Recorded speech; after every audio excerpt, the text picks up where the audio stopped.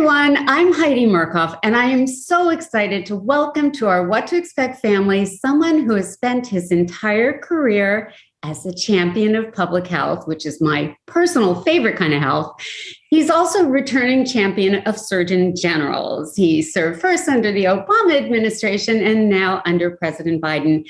And his most important credential in my book, he's the dad of two littles, aged 3 and 5, right? That's right. Yeah. So welcome, Dr. Vivek Murthy. We are so happy to have you on. Well, thank you so much, Heidi. I just want to acknowledge the incredible job that expectant parents and parents have done during this pandemic. I mean, Heidi and I were just saying it wasn't like it was easy before to be expecting a child or to be raising young children, but it has gotten so tough during the pandemic, dealing with the uncertainty, trying to figure out how to keep your kids safe, trying to figure out how to keep yourself safe so you can be there for them. And so I just think parents have done such a heroic job during this time. And I just want to tip my hat to all of you who are finding a way to make it work during difficult times. And hopefully you're supporting each other, because I'm finding my wife and we're trying to figure things out with our kids that without a community of parents kind of having our backs and lifting us up when we feel like we're failing, it would have been pretty tough to get through the last 2 years. You know, it's funny because I was going to ask you at the end, but you started with that for parental pep talk, which I think we all need. And I really appreciate you starting off with that. We all need to get together and paddle our way out of this. So I appreciate that. It's never easy being pregnant. It's never easy being a parent. It's just become exponentially harder. And part of the struggle that's real is figuring out what kind of masks we should wear. It's nobody's favorite subject. And we're 2 years into it. And I can safely say pretty much everybody is over it, but mask we must, and for everybody's safety. So what are the latest guidelines about masks? Yeah, it's a great question. And I think we're all excited about the day when we can get rid of our masks and go back to just being fully faced, if you will, with each other. And hopefully that day will come soon. So a couple of things to know, though, about masks. So one is, of course, if you're in your own home with members of your household, those are not circumstances where you have to wear a mask. If you are also outside, let's say taking a walk with a friend or just having a picnic in the park, that's also not a circumstance where you necessarily need to wear a mask. The places where you need masks are when you're in indoor settings, not in your house, but in other places. Like, let's say you're gathering with friends at somebody else's house. You're together with people outside of your household in an indoor setting. That's the time where you need masks. And in terms of the outdoors, I would say the circumstance where you might consider a mask in an outdoor setting is when you're in really crowded quarters for a long period of time. And so if that's going to be the case, then you might want to go the extra mile and wear a mask there. So then the question becomes what kind of mask to wear. And here's where Omicron has shifted things a bit in terms of the importance of wearing a high quality mask. So the first thing to start with is just to recognize that a mask is better than no mask, for sure.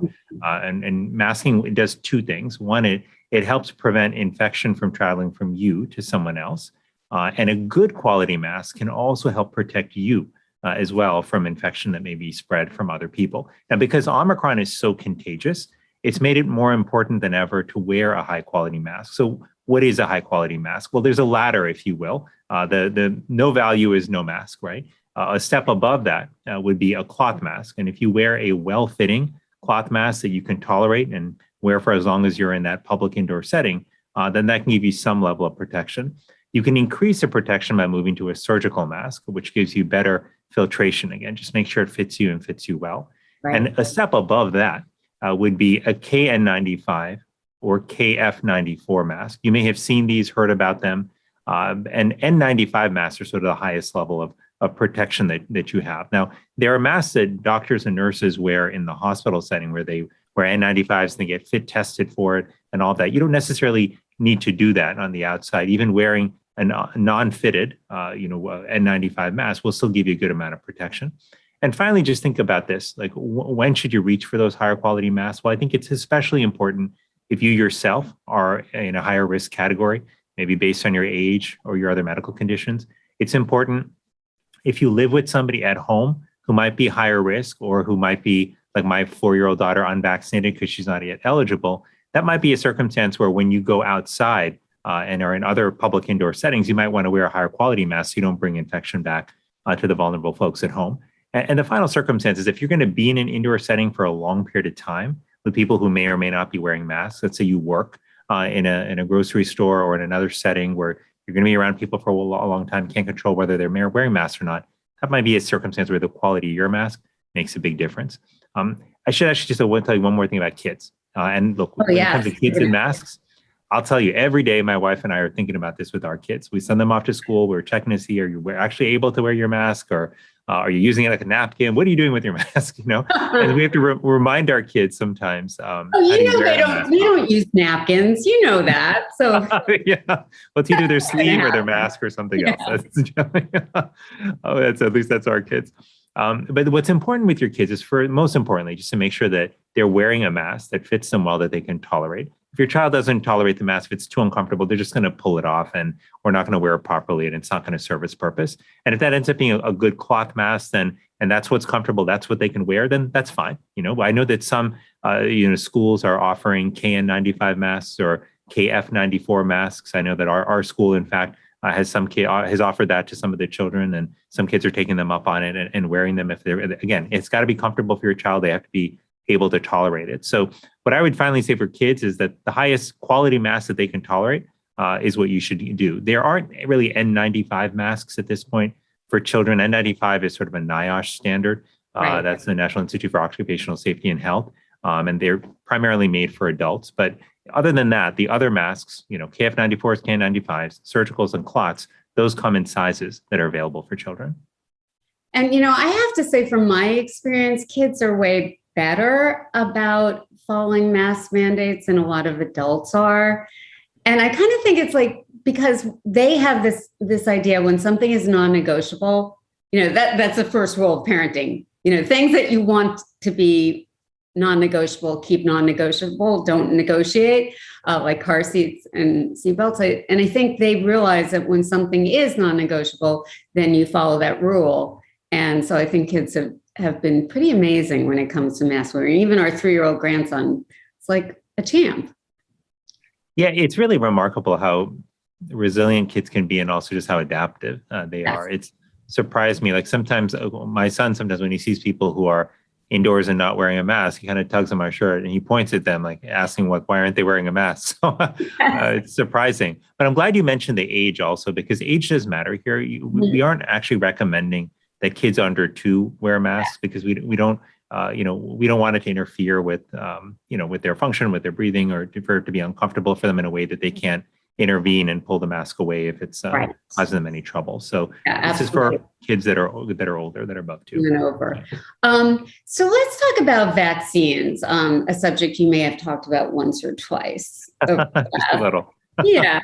Probably the concern that we hear the most when it comes to vaccine safety from our What to Expect community is about, and I think this is probably due to a lot of misinformation that has been circulating about the impact of vaccines on fertility.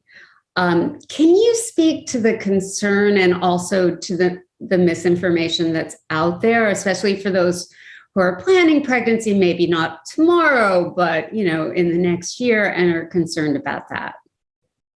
Absolutely. I'm really glad you asked this question, Heidi, because you're absolutely right. This has been the subject of a lot of questions and conversation from people. And some of it, unfortunately, stems from, I think, some rumors and misinformation that's been circulating on the internet. And look, if you've seen some of this and you haven't been sure if you're actually reading facts or fiction here, don't feel bad. It's sometimes really hard to tell what's true and what's not when you're reading it online. And sometimes well-intentioned friends and family members will send you things that maybe aren't true, but they think they're trying to help you. So let's just dig into what the facts are right now. It turns out that when this has actually been studied very carefully, the impact of the vaccines, on getting pregnant, on people during pregnancy, and on breastfeeding after pregnancy. And the bottom line is there is no evidence that the vaccines cause fertility problems or problems during pregnancy or problems after pregnancy. The NIH, the National Institutes of Health, their researchers have in fact done studies and looked at data in this area, and they found no differences in the chances of conception if either the male or female partner had been vaccinated when comparing them to unvaccinated couples. Interestingly, one of the things they did find is that couples did have a slightly lower chance of conception if the male partner had been infected with SARS-CoV-2 or with COVID-19 recently, before they were trying to get pregnant. And so that's interesting, and it points to one other thing that's really important to clarify here, which is that as much focus as there's been or questions about the impact of the vaccine on conception and on pregnancy, what we aren't actually talking enough about is the impact of COVID itself on people who are pregnant. And this is where the more and more data we find and the more studies we do, we recognize that COVID, that if you are pregnant and you get COVID, you are at an increased risk for bad outcomes. So it's in fact, not only is the vaccine not associated with fertility or pregnancy-related problems, it's all the more important for you to get vaccinated if you are pregnant or if you are trying to become pregnant, because we have seen that among pregnant people who get COVID, their chances of ending up in the hospital or the ICU are significantly higher, and their risk of preterm labor or preterm birth is also higher compared to people who are pregnant and who do not get infected with COVID-19. So all of that to say that the data points to the vaccines being safe during these various stages before pregnancy and during pregnancy, but it does point to COVID-19 being a risk factor or being a factor in bad outcomes, worse outcomes, if you are pregnant. So all the more important for you to get vaccinated if you're trying to get pregnant or if you are pregnant right now. And that's true of flu as well. Pregnant women are more likely to end up hospitalized if they get the flu when they're pregnant. So I just want to put in a little plug for getting the flu vaccine as well during pregnancy. Yeah, and it's a really good point, Heidi, because it does seem that pregnancy is a time where you are a little bit more susceptible to certain infections, particularly respiratory infections.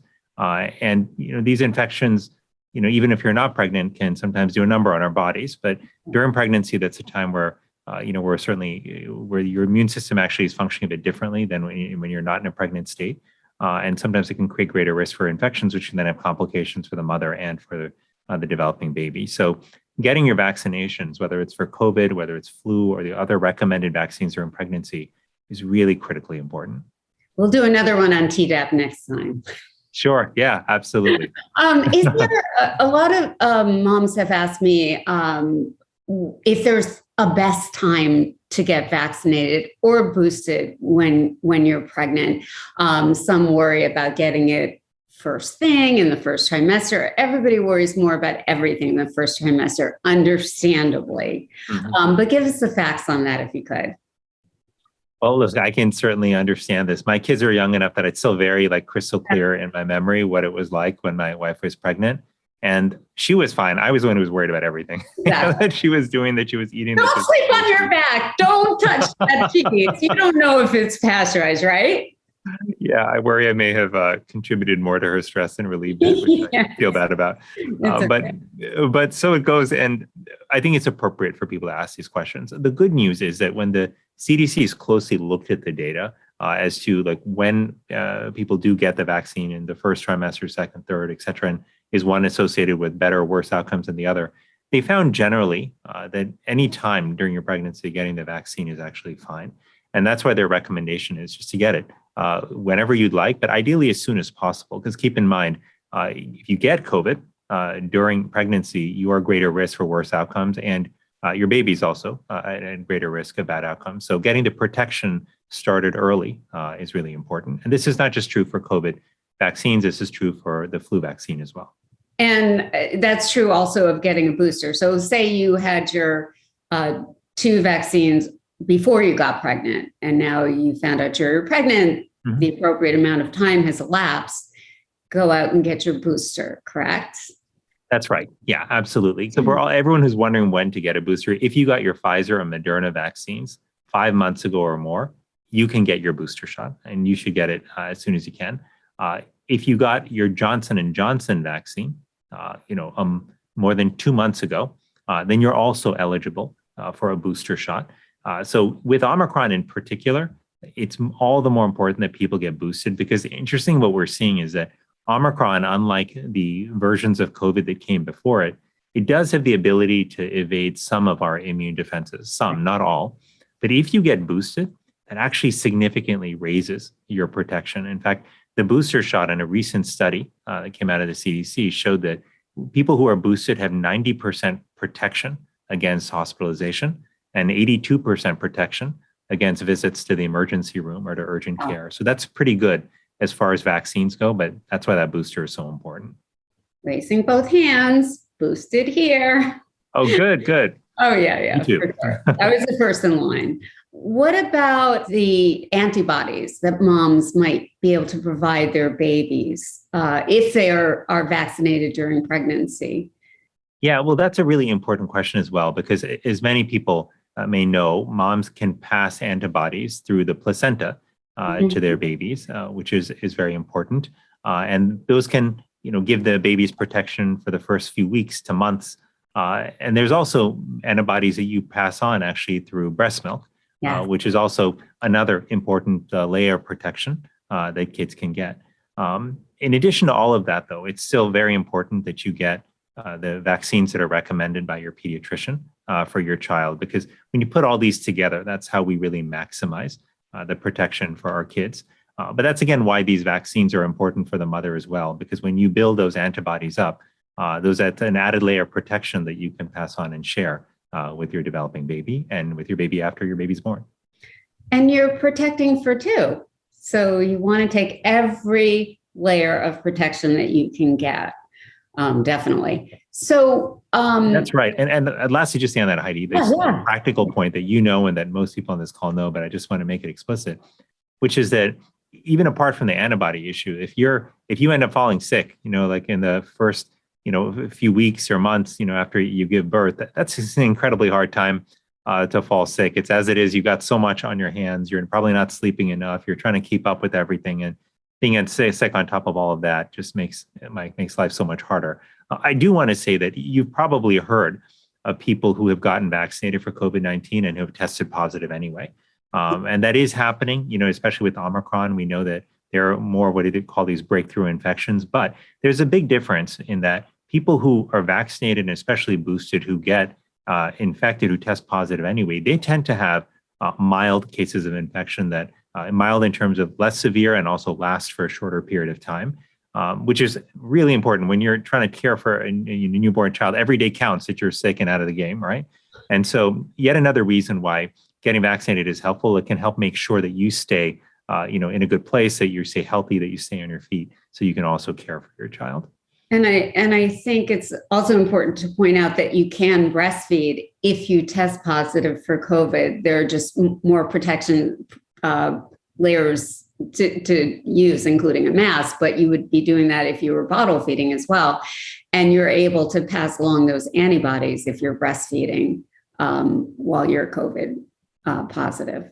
Yeah, and absolutely. And I know that people have had questions also just about the vaccine and breastfeeding. Yeah. Can you get the vaccine? Can you breastfeed? And the answer is yes. You can get vaccinated, you can breastfeed, and the antibodies you develop, through the vaccine, or if you had prior infection, if you have antibodies, those are antibodies you can pass on through the breast milk to your baby.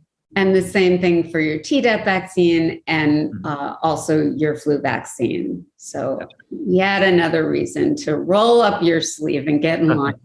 Are there pregnant women who are more at risk from COVID than other pregnant women who have gestational diabetes or hypertension?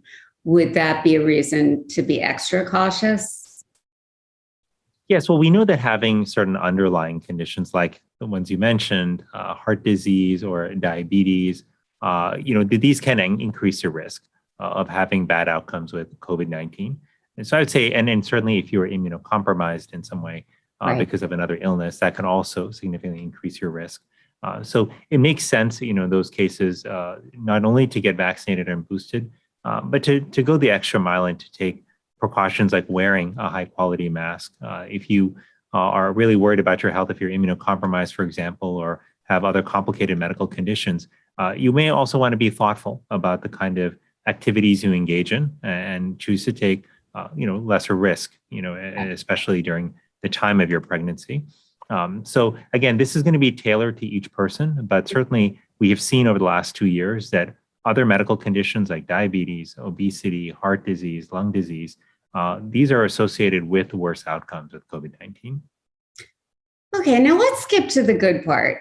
Your baby, right? You bring that bundle of joy home. I think you probably were there as you were there as a nervous pregnant father. And I'm sure, being a health professional doesn't make you immune to being nervous when you have a baby, not even if you're a pediatrician. So you worry about every little germ that might come your baby's way. That's normal. They seem so vulnerable and so tiny. So what are some of the best ways to protect your newborn from COVID-19? Of course, you should get vaccinated. Of course, both parents should get vaccinated, and any older siblings in the home, and also anybody who cares for your child. But should parents keep their baby in a bubble? We're all tempted to, or even in a wrap, because then nobody can hold your baby except you. I think actually that's a great idea, to wrap your baby up and wear your baby. But what about visitors, especially those eager and doting grandparents? What do you think? I was just going to say, I think there might be more than one grandparent who would be willing to fight the parents if they try to keep the babies away from them. I know certainly my parents, my wife's parents would have gone to the mat there. But look, I think it's a natural instinct, obviously, to want to protect your newborn. And we know that even though babies and young children are at less risk for bad outcomes with COVID-19 compared to older adults, we also know that newborns don't have yet fully developed immune systems, and they are in a vulnerable state, if you will. And so because of this, I think there are certain layers of precautions that are worth considering and taking around babies. So number one, as you mentioned, is to make sure that the people around the babies are up to date on their routine vaccines, not just COVID-19, but also Tdap, flu, and other routine vaccines. And you should ideally get the vaccine at least 2 weeks before coming into contact with the baby, because that gives your body time to build protection and reaction to the vaccine.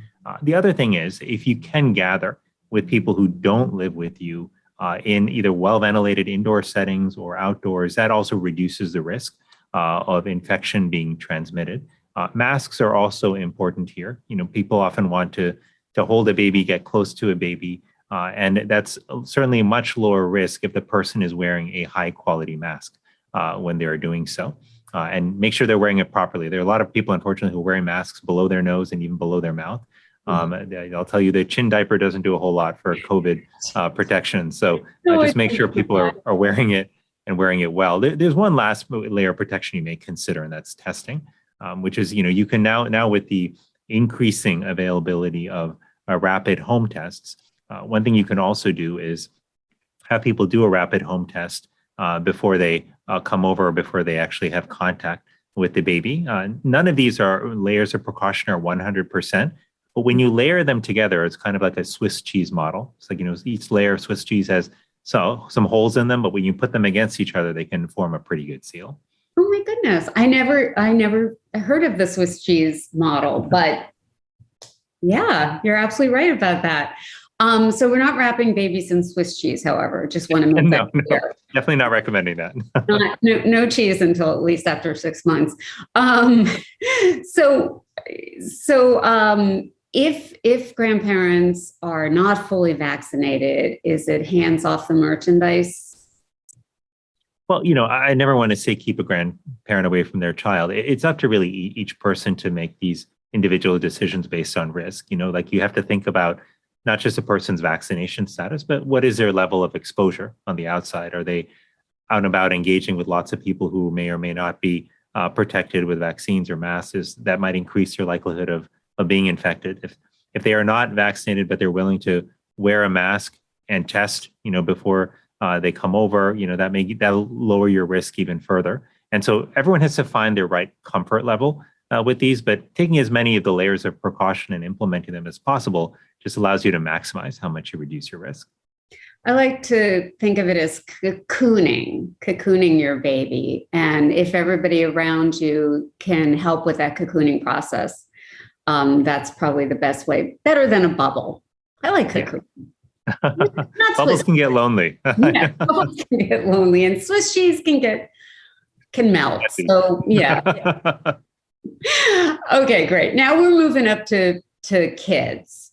And so, by the way, happy birthday to your 4-year-old, who's no longer a 3-year-old, which I said Thank earlier you. on. So now you have a 4-year-old and a 5-year-old, or a 4-year-old and a. Yeah, my daughter's birthday, she's turning 4 on January 28th. She's Oh, incredibly excited about it. And wow. she's wasted no time in telling us exactly what kind of cake she wants for her birthday, which is chocolate cake with chocolate icing. And I think she's even asked for chocolate decorations. So we're looking for those. Oh, chocolate decorations. Yeah, some Willy Wonka kind of elements. That's right. That would be great. Well, chocolate's good for your health anyway. So you have a child who is vaccinated. Your son is vaccinated, correct? Yeah, that's right. And you and your wife's also a physician, I might add. You decided to have him vaccinated as soon as he was eligible, right? And That's right. so I'm wondering, why are you so confident that vaccination was safe for him as a father, as a physician? And can you explain why other parents should be confident as well? Because I feel like we always got to start with the premise that every parent wants to keep their child healthy and safe, and no parent knowingly does anything to harm their child. It's just that sometimes they've heard something that's not true, some misinformation that has trickled down. So can you just make us talk parents off the ledge and kind of explain why it's safe to get your child vaccinated if they're 5 or older? Absolutely, Heidi. Listen, I think where you started is exactly right. Every parent out there wants the best for their kids. They want to protect their children. That's what unites us as parents, and that's what connects us, Exactly. I think, to a long lineage of parents over thousands of years who have looked out instinctively, intuitively for the well-being of their kids. And this moment is no different. We've got to do that with COVID-19 as well. Here's how I thought about the vaccines. And I'll say that even though I serve as Surgeon General, even though I'm a doctor, I'm still first and foremost a dad. I'm a parent, and that's how I think about my kids. If I didn't think the vaccine was safe for my kids, I would absolutely not give it to them, regardless of what anybody else said. Yes. But here's how my wife and I thought about this. So, number one, we looked at the vaccine itself, right? And we asked the question, is this effective for our kids? Mm-hmm. And is it safe for our kids? Both things were very, very important. And we looked ourselves at the clinical trial data. And what we saw is that in the clinical trials, that about 90% protection is what kids got who had this vaccine in the 5 to 11 age category. And that's pretty good, actually, as far as vaccines don't go. You don't always get that high level of protection. Oh. But the other thing that we saw was the safety profile was actually pretty good. In fact, the side effects that kids had tended to be like a sore arm at the site where they got the injection, maybe a low-grade fever, some body ache, headaches. But those lasted typically 1 to 2 days, and then they were gone. And what the children were left with was this protection, this 90% protection, if you will, from infection. So that actually made us feel good. The second thing we looked at was the process. How is this data actually vetted? Who looked at it? Were any corners cut? And this is where, in part, because of my job and working closely with the FDA, I've been able to talk with a lot of the people there who are involved in the evaluation of this data. And I can tell you that while they hold the COVID-19 vaccines as their top priority, they want to get them to people as fast as possible, they also know just how much the public depends on them to know whether something is safe and effective. So there is no way that they were going to cut corners in their evaluation. So the evaluation was done by scientists within the Food and Drug Administration. It was also looked at by scientists within the CDC, the Centers for Disease Control and Prevention. And then they were independent scientists who advised both the FDA and CDC, but were not part of government, who also looked at the data to see whether this was in fact safe and effective. What I'm talking about seems like a lot of layers of review, it's because there were a lot of layers of review. Yeah.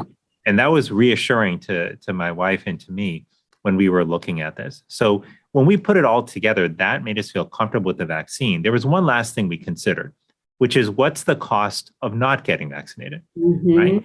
Because if it wasn't a big deal not to get vaccinated, then we might have said, why do it? But then we looked around us, and because my wife also works on issues related to COVID, she also knows the data very well, which is helpful for me because she's a lot smarter than me, and it's good to marry up. And I definitely did that. And so I get advice for her all the time on these issues. But what she told me, and what I also was able to observe looking at the data myself, is that kids, while they do better than older adults, they aren't untouched by this virus. We've had millions of children who've gotten infected and thousands who have ended up in the hospital. And we've seen that particularly during Omicron, which has been so incredibly contagious. We've also lost hundreds of children to this virus. And you might think, well, that's only a fraction of what we've lost compared to adults. But I'll tell you this, we give vaccines to children for illnesses that cost us much fewer lives than COVID-19 has cost our kids.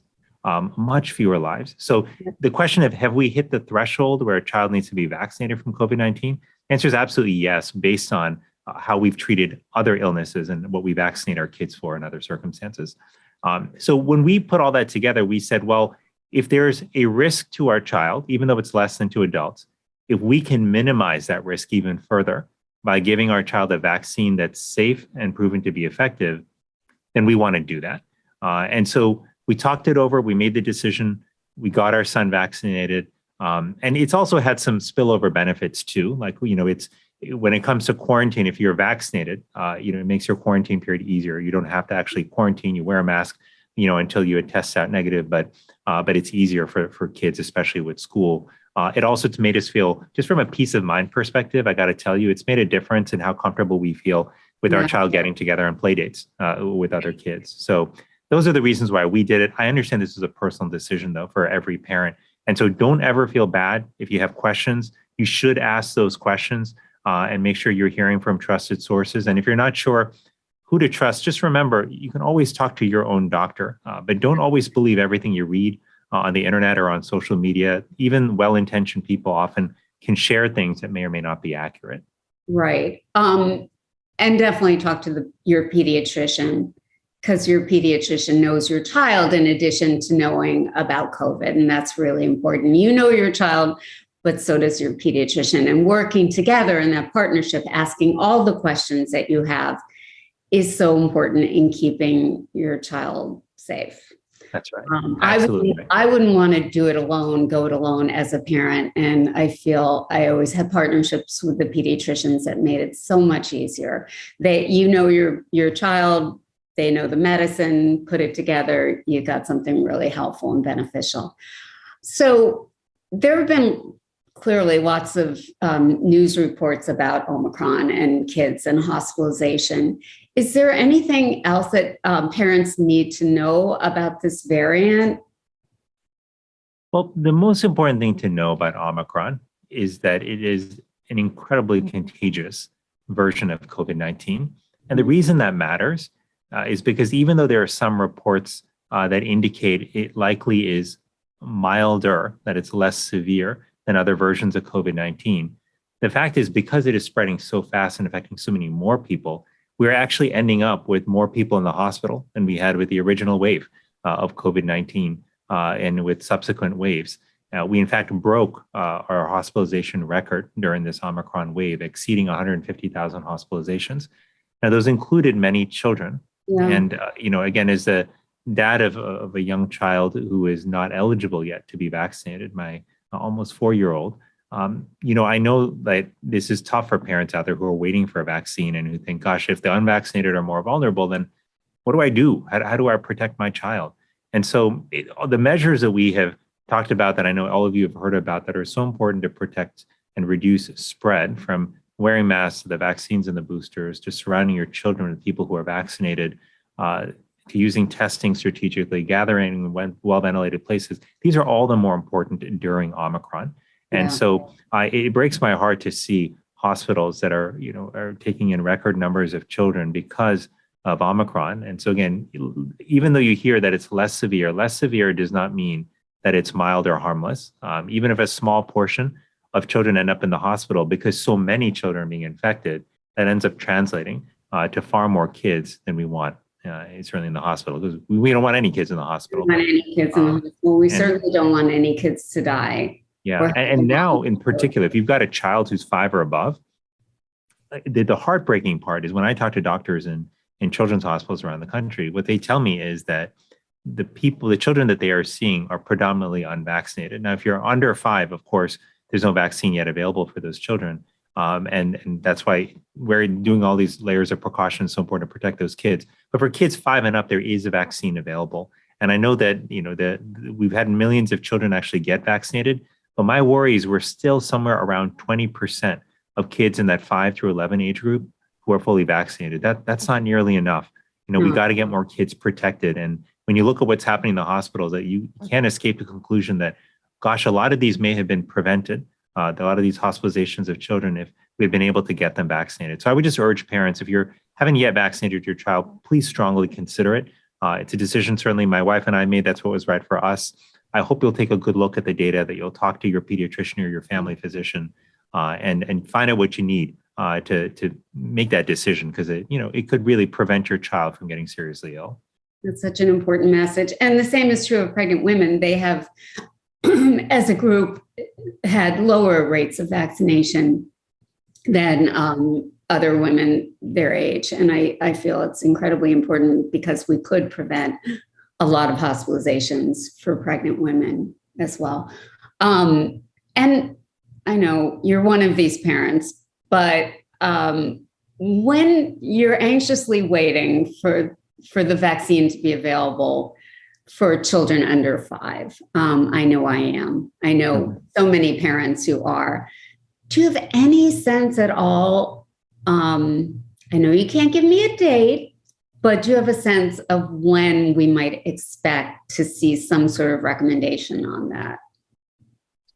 Yeah, and I wish I could give you an exact date. The reason I can't is not because I'm bound by secrecy. It's because I legitimately don't know. We don't know yet collectively.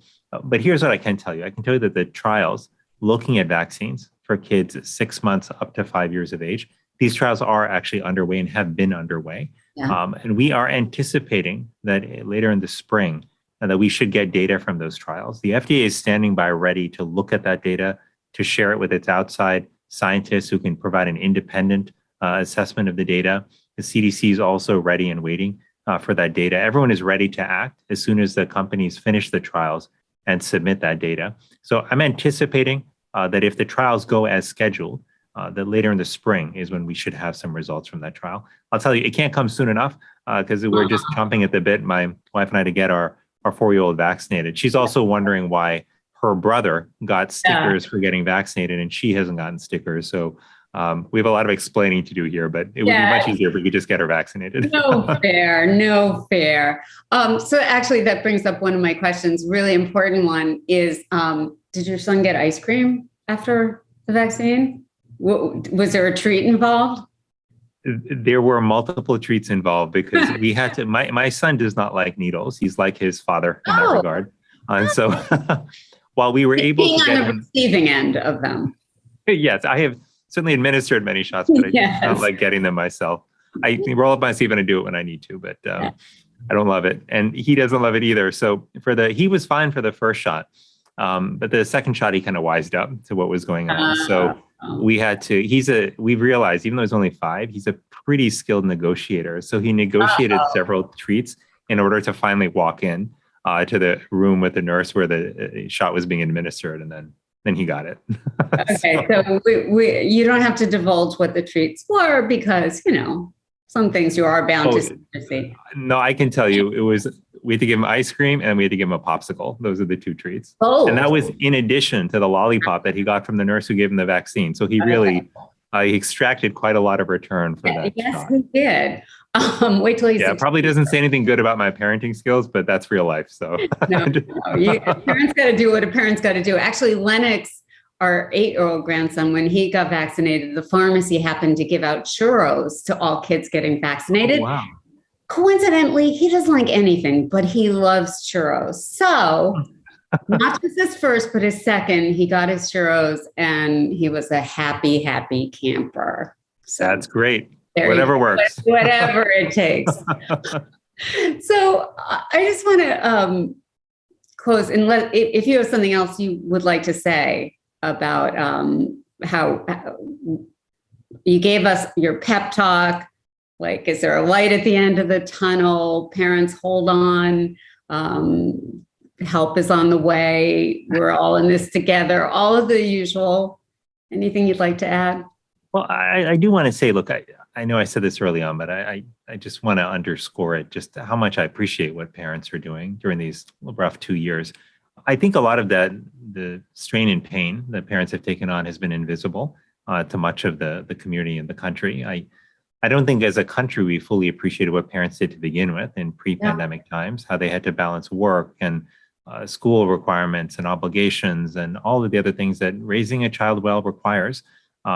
It's tough work. It's hard work, even if you weren't working. It's tough work if you are working. It's just hard work. And I think as a society, I think we've undervalued that. And I think it's become even more apparent to me during this pandemic. And so, one, I just want to say to parents out there that I see you. I know what parents are going through. I know we are all in unique circumstances, but I know we are all going through a lot. And I just want to say how much I appreciate you hanging in there and continuing to take care of kids in our communities. I also do want to say that I believe sincerely that there is, in fact, a light at the end of this tunnel. I do feel more hopeful now than I did 6 months ago, and even more hopeful than a year ago that we can get there. Because to me, the getting there doesn't mean that COVID disappears, like poof, and it's gone forever. What it means is that we get to a steady state where we're able to manage this virus like any other respiratory virus. And we do that with a combination of vaccines and boosters, but also medications that can knock down the severity of the virus, even if you do get sick. The good news is we have more of those medications in this month in January than we've had in any other month of the pandemic, but we need even more of them so that they're available to anybody who wants them at any time, in any place. So that is what we have to do. And as we get smarter about this, I believe that we will be able to dial up and dial down our precautions based on when the circumstances require it. So if we see a more dangerous variant on the horizon, okay, then that might be the time where we ratchet up our use of masks and we strategically use testing. But as soon as that recedes, then we know when to pull back on that. We can go about living our lives in ways that we've missed really for the last 2 years, but that are really important and meaningful to us, keeping our kids in school, being able to go to work ourselves, being able to see our friends, being able to go to ball games, being able to get together with families for reunions and for weddings. These are a lot of things people have missed out on, but I really believe we can get them back. We can do them much more safely than we could have 2 years ago already today. And we will only get better at doing this, as we learn more in the weeks and months ahead. So I do feel hopeful about the future. I know this is not a good time, though, given how many cases and hospitalizations we have because of Omicron. But I do think we will get through this. We just have to stick together. We have to support one another. And this is where, again, reaching out to other parents, other families, just to check on them from time to time. I can't tell you what a world of difference that makes, because this parenting journey, as all of you know well, can feel really lonely, especially during a pandemic like this. Oh, absolutely. Yeah, I feel like it's been incredibly challenging. And just knowing other people are going through the same experience at the same time, and that you're not alone, and that you can ask for help within your community, even if it's virtually, it really goes a long way. But speaking of things that we've missed, I make no secret of the fact that what I miss the most is what I feel like I'm the best at, and that's hugging. I have missed, on a good day, I would give 1,000, 3,000 hugs, all over the world I've hugged. And that's probably my favorite thing to do. And I've missed it. I've missed, of course, I still hug family in my pod, but I've missed hugging strangers, who I've just met. And just so you know, you owe me a hug. You will pay up. Just, it's a matter of time. But yeah, I miss hugging a lot. I have a 1 hug minimum, no maximum in my line of work. But I wanted to ask what you miss the most during this pandemic and what you look forward to the most. It's a really good question. I think I love hugs as well. And my wife does too. We're both big huggers. Oh, and so we'll get along great. Yeah, I've certainly missed that. The other thing I really miss, though, is honestly just having dinners with friends. Yeah. That's how I used to catch up with so many of my friends. We would just go out for dinner and just hang out for a couple of hours and just catch up on life. And I miss that. I know that eating indoors has been challenging, especially at the early days of the pandemic when there was so much spread and we didn't know what was going on, but we were seeing what was happening in restaurants. Many of them weren't well ventilated. So I know that has been edged out of a lot of people's life. And that's been true for me too, to some extent. But I do feel like I have more tools now to start getting together with friends for meals. I just can't wait to ramp that back up and for it to be like the old times where you could just call up a friend and on a moment's notice, just get together for dinner or have an unprompted get together or have somebody drop by and just serve them some dinner and catch up. Like those are the times I miss. We'll get them back. You said that we will. I trust you on that. I'm going to hold you to it. That and a hug. Absolutely. Happy to deliver on both. Excellent. Excellent. So thank you so much for coming on today and talking to our moms. It really means so much to us, and to have your perspective, not just as Surgeon General, even when you're not wearing your hat, but also as a dad. It's really very special. Thanks for having me, Heidi. And thanks for just facilitating this conversation and really for building this community. Community is really everything. It is so important. It was always important, but I think COVID has reminded us of just how much we deeply need each other and how much community matters. So thank you for what you're doing. I've always said motherhood is the ultimate sisterhood, but I have to say, and it's true all over the world. We all share that bond of being emotionally connected because we want what's best for our babies. And that's true of fatherhood too, and just being parents in general. So absolutely. Couldn't agree more. Thanks so much. And happy birthday to your little girl. Thank you so much, Heidi. I appreciate that. Thanks so much. And you take care. Okay. Bye. Bye.